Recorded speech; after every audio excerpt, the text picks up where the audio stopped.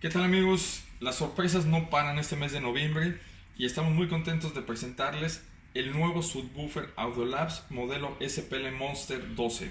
Este subwoofer es el subwoofer más potente en la historia de Audiolabs. Se trata de un subwoofer de 12 pulgadas de alto impacto. Se recomienda este subwoofer para competencias de SPL y Open Show. Cuenta con una suspensión reforzada de espuma, la cual está cosida con doble costura a un cono de papel no prensado. Tiene un cubrepolvo con el logo de Audiolabs en tercera dimensión. La canasta cuenta con el típico color de Audiolabs. Terminales tipo push. Tiene doble bobina de 4 ohms.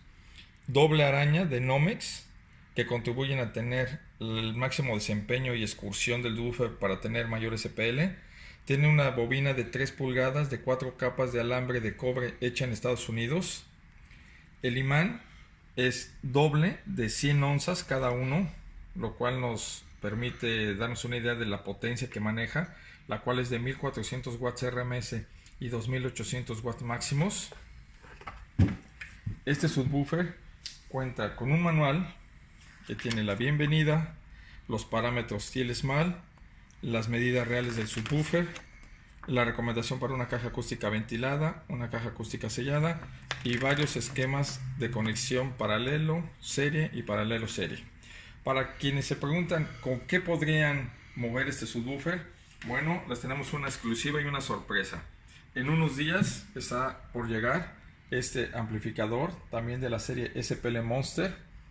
Este amplificador ofrece una potencia de 2500 watts RMS y 5000 watts máximas.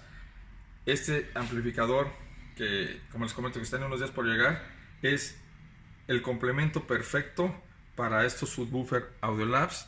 Los dos modelos, tanto el subwoofer como el amplificador, pertenecen a la serie SPL Monster de Audiolabs.